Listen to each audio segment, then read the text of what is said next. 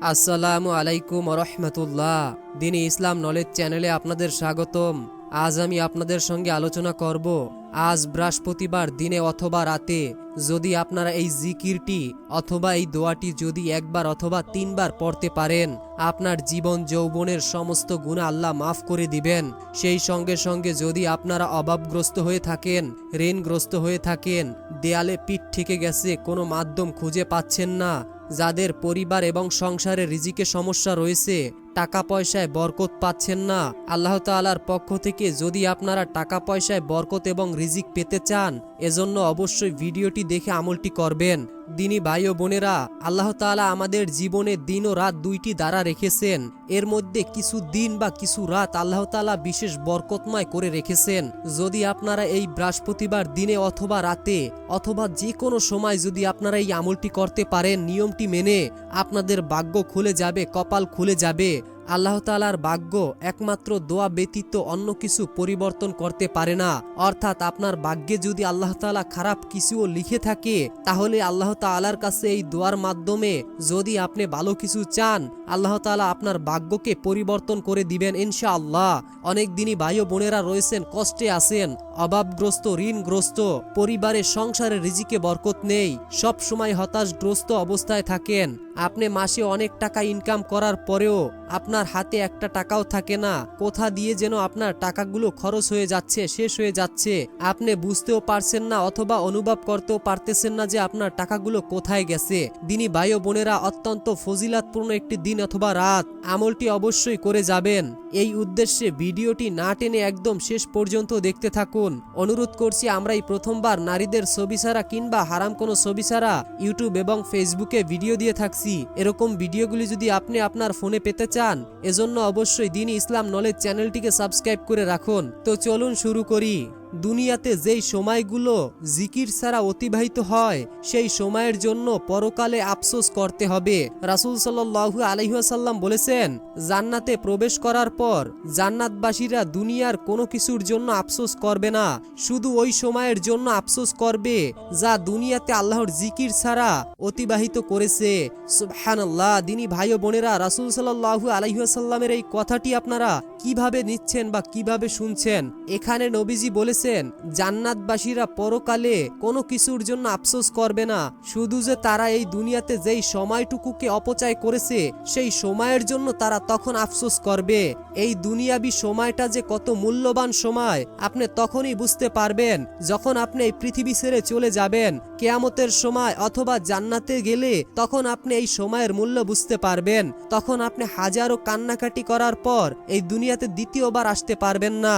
জিকিরের ফজিলাত সম্পর্কে আগে মোটামুটি আপনাদেরকে একটু ধারণা দিব, এরপরে জিকির এবং আমল এবং দোয়াগুলো বলে দিব। দিনী ভাই ও বোনেরা, আল্লাহর রহমত জিকিরকারীর সঙ্গে থাকে।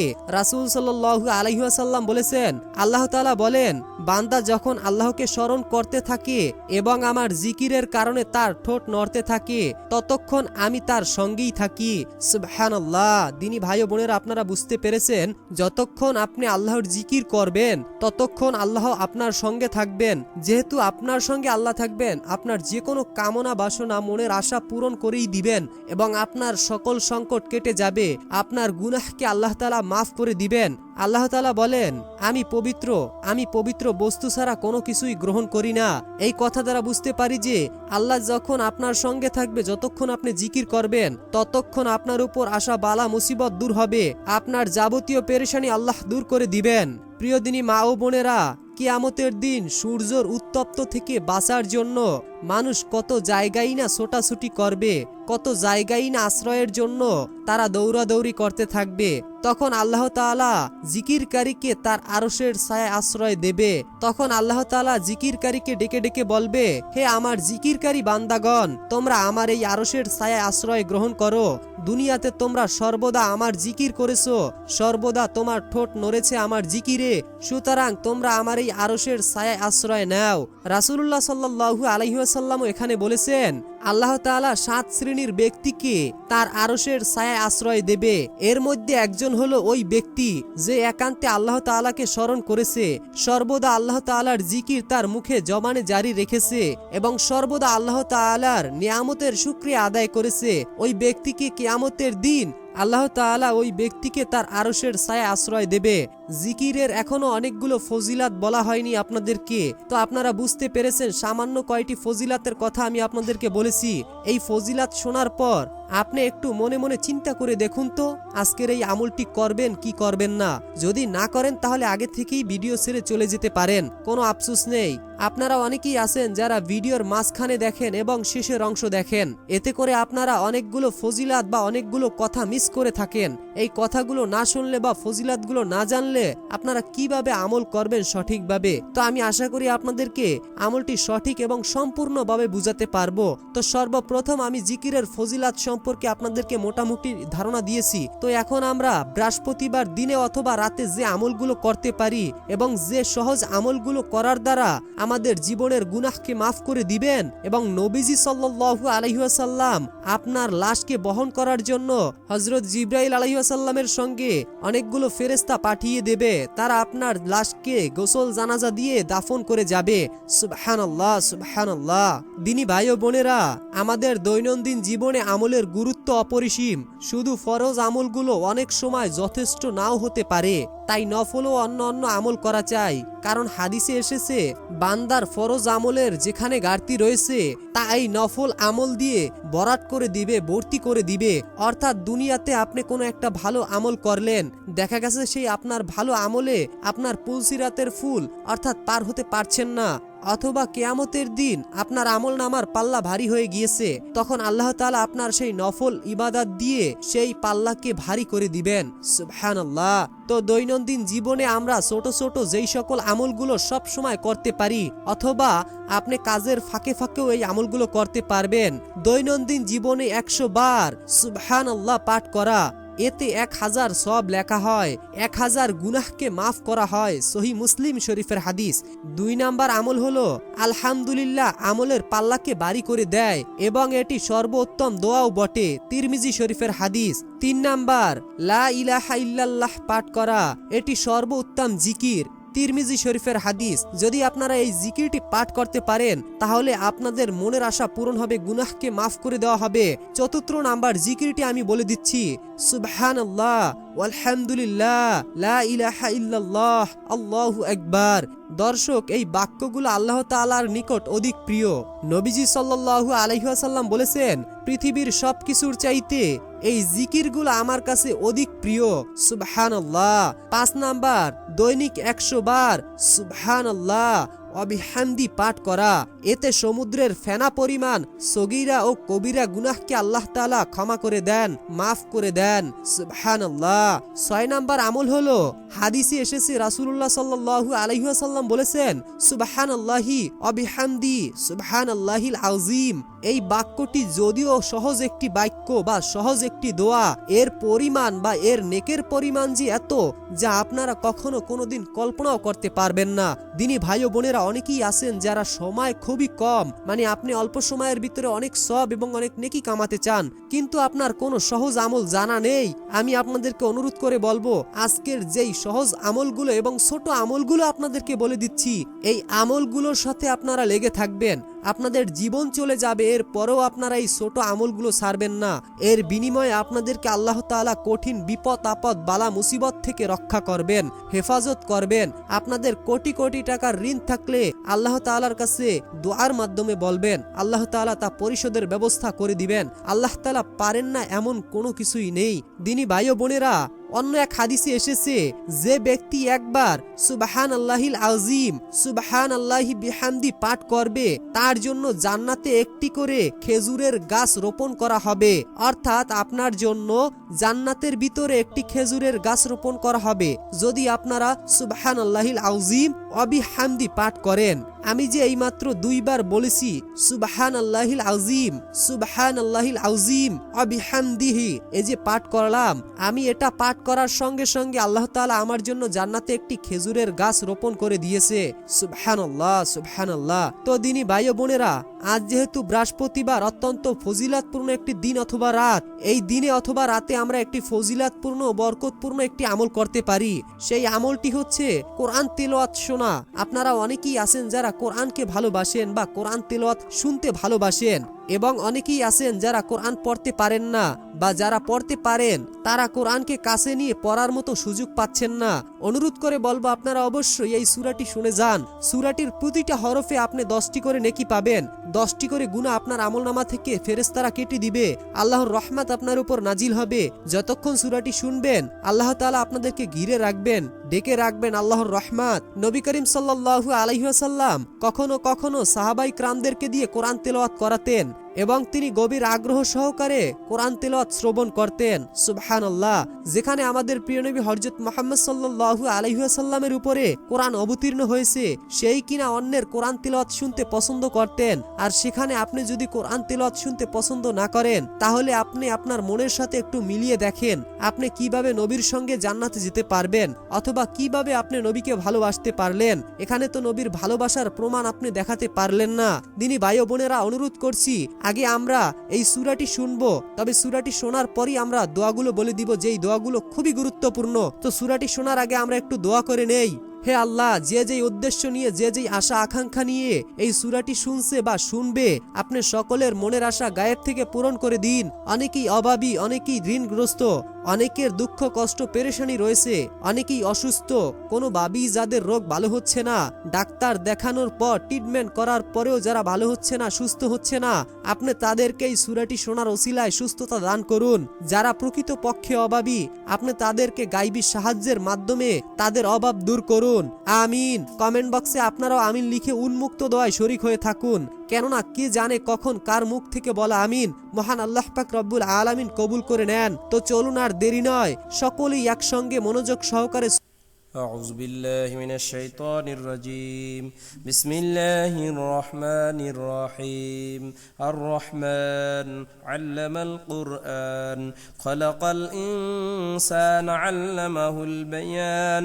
الشمس والقمر بحسبان والنجم والشجر يسجدان والسماء رفعها ووضع الميزان ألا تطغوا في الميزان وأقيموا الوزن بالقسط ولا تخسروا الميزان والأرض وضعها للأنام فيها فاكهة والنخل ذات الأكمام والحب ذو العصف والريحان فبأي آلاء ربكما تكذبان خلق الإنسان من صلصال كالفخار وخلق الجان من مارج من نار فبأي آلاء ربكما تكذبان رب المشرقين ورب المغربين فبأي آلاء ربكما تكذبان مرج البحرين يلتقيان بينهما برزخ لا يبغيان فبأي آلاء ربكما تكذبان يخرج منهما اللؤلؤ والمرجان فبأي آلاء ربكما تكذبان وله الجوار المنشآت في البحر كالأعلام فبأي آلاء ربكما تكذبان كل من عليها فان ويبقى وجه ربك ذو الجلال والإكرام فبأي آلاء ربكما تكذبان يسأله من في السماوات والأرض كل يوم هو في شان فبأي آلاء ربكما تكذبان سنفرغ لكم أيها الثقلان فبأي آلاء ربكما تكذبان يا معشر الجن والإنس إن استطعتم أن تنفذوا من أقطار السماوات والأرض فانفذوا لا تنفذون إلا بسلطان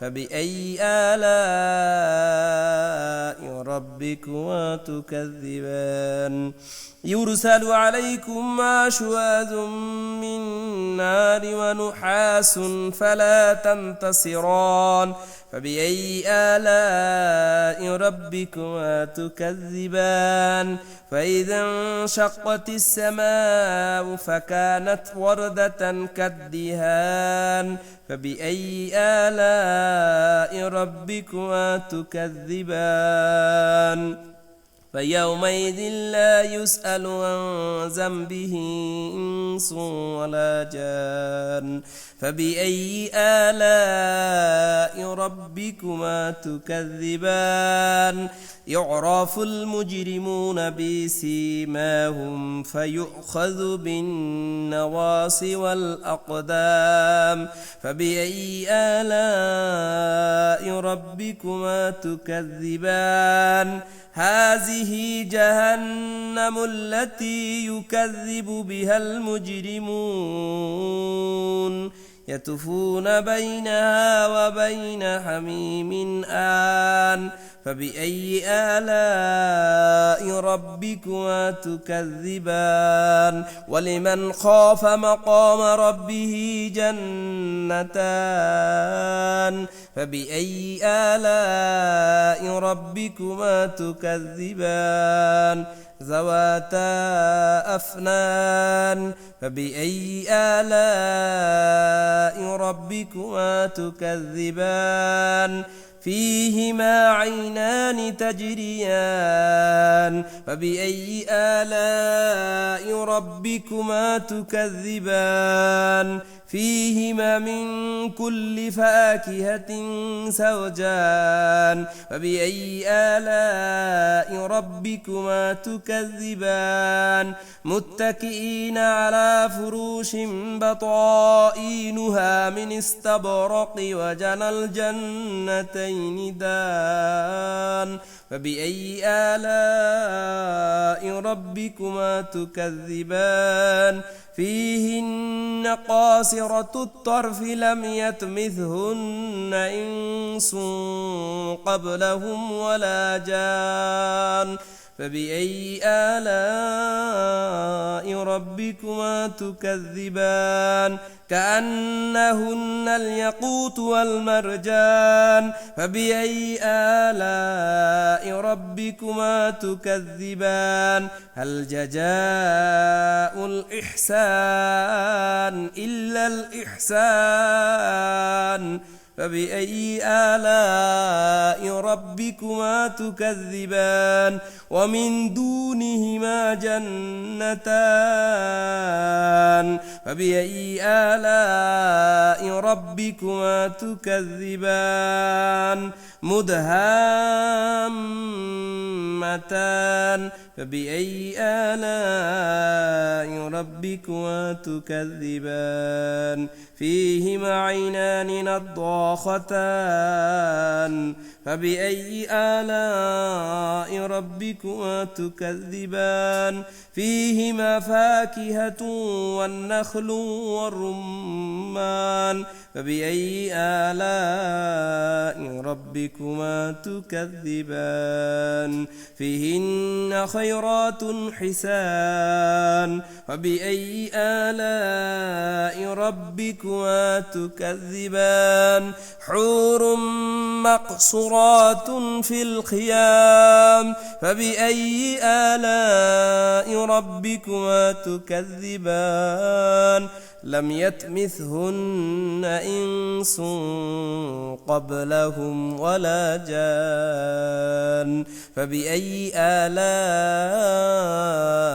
ربكما تكذبان متكئين على رفرف خضر وأبقار حسان فبأي آلاء ربكما تكذبان تبارك اسم ربك ذي الجلال والإكرام يسبح لله ما في السماوات وما في الأرض الملك القدوس العزيز الحكيم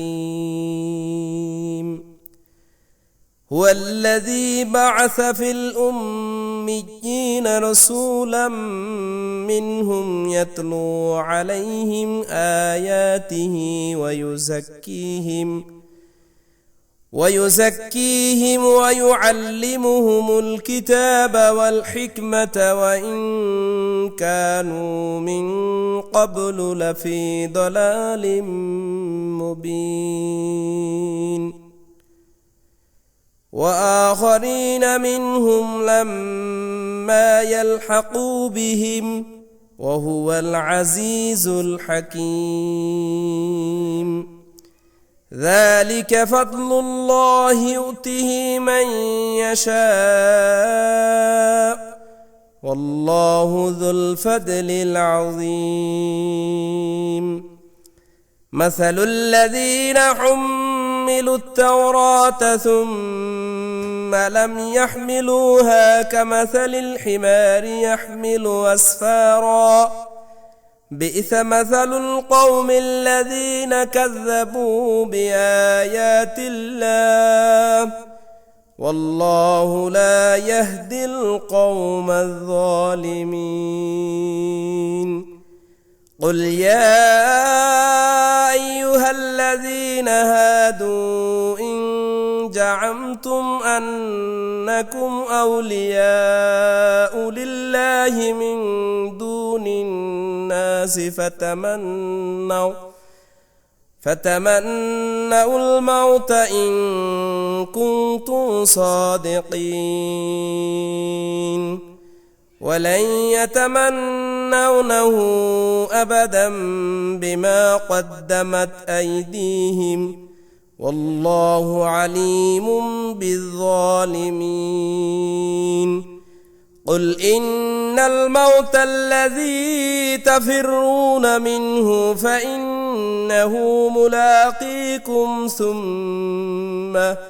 ثم تردون إلى عالم الغيب والشهادة فينبئكم بما كنتم تعملون يا أيها الذين آمنوا إذا نودي للصلاة من يوم الجمعة فاسعوا إلى ذكر الله وذروا البيع ذلكم خير لكم إن كنتم تعلمون فإذا قضيت الصلاة فانتشروا في الأرض وابتغوا من فضل الله واذكروا الله كثيرا لعلكم تفلحون وإذا رأوا تجارة أو لهوا انفضوا إليها وتركوك قائمة قل ما عند الله خير من اللهو ومن التجارة والله خير الرازقين